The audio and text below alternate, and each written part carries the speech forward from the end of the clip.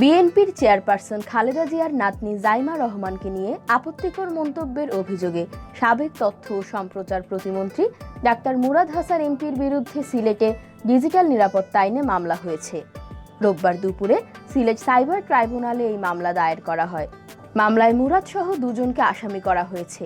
Advocate Tanvir Akter খান বাদী হয়ে মামলাটি করেছেন। তিনি জাতীয়তাবাদী আইনজীবী ফোরাম সিলেটের সাংগঠনিক সম্পাদক। মামলার বিষয়টি নিশ্চিত করেছেন সিলেট জেলা আইনজীবী সমিতির সভাপতি এটিএম ফয়েজ উদ্দিন। তিনি জানান, অপর আসামি হচ্ছেন নাহিদ রেঞ্জ। এই নাহিদের Facebook page Nahid range pictures থেকে নাহিদেরই উপস্থাপনায় গত 1 ডিসেম্বর লাইভে এসে জাইমা রহমানকে নিয়ে কুরুচিপূর্ণ কথা বলেন ডাক্তার মুরাদ।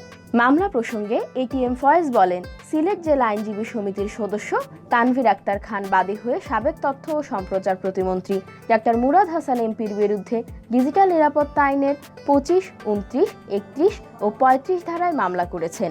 60 থেকে 70 জন আইনজীবীদের উপস্থিতিতে মামলা দায়ের করা হয়েছে। আদালত 200 ধারায় জবানবন্দি গ্রহণক্রমে আগামী 15 তারিখ আদেশ দেবেন মর্মে মামলা গ্রহণ করেছেন।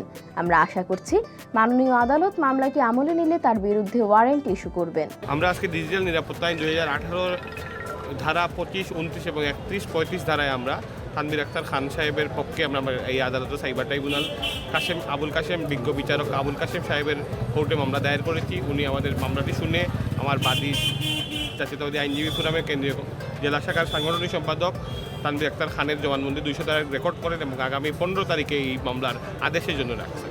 তিনি বলেন, আপনারা অবগত, এই মুরাদ হাসান বিভিন্ন বিষয় নিয়ে বিভিন্নভাবে কুরুচিপূর্ণ বক্তব্য রেখেছেন।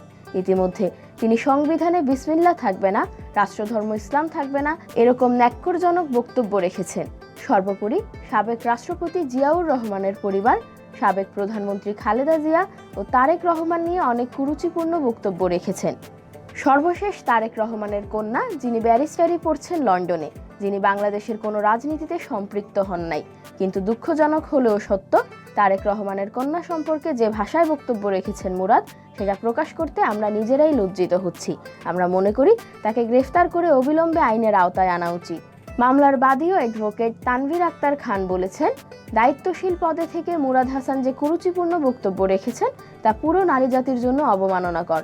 এমন বক্তব্যে সংক্ষুব্ধ হয়ে আইনজীবী ওবায়দুর রহমান ফাহমির মাধ্যমে এই মামলা করেছি। বেগম খালেদা জিয়া এবং শহীদ প্রেসিডেন্ট জিয়াউর রহমান সাহেবের নাতনি এবং তারেক জিয়ার মেয়ে ব্যারিস্টার জাইমা রহমান সম্পর্কে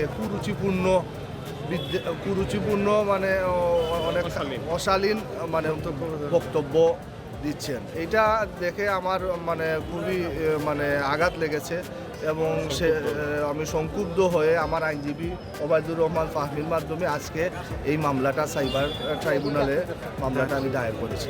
মাননীয় আদালত 200 ধারায় আমার বক্তব্য গ্রহণ করেছেন এবং 15 তারিখ আদেশের জন্য ধার্য করেছেন।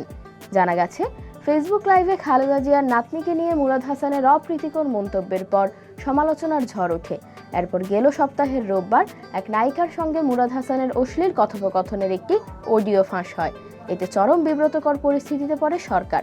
বিষয়টি নিয়ে প্রধানমন্ত্রী শেখ হাসিনার সাথে কথা বলেন আওয়ামী লীগের সাধারণ সম্পাদক এবং সড়ক পরিবহন ও সেতুমন্ত্রী ওবায়দুল কাদের। প্রধানমন্ত্রী মুরাদকে পদত্যাগের নির্দেশ দেন। গত মঙ্গলবার পদত্যাগ করেন মুরাদ। গত বৃহস্পতিবার রাতে কানাডার উদ্দেশ্যে ঢাকা ছাড়েন মুরাদ, কিন্তু কানাডার টরন্টোর পিয়ারসন আন্তর্জাতিক বিমানবন্দর থেকে তাকে ফিরিয়ে দেওয়া হয়। দেশটিতে ঢুকতে ব্যর্থ হয়ে বর্তমানে তিনি আরব আমিরাতের বিমানবন্দরে অবস্থান করছেন বলে একটি সূত্র জানিয়েছে। সেদেশেও তিনি ঢুকতে ব্যর্থ হয়েছেন।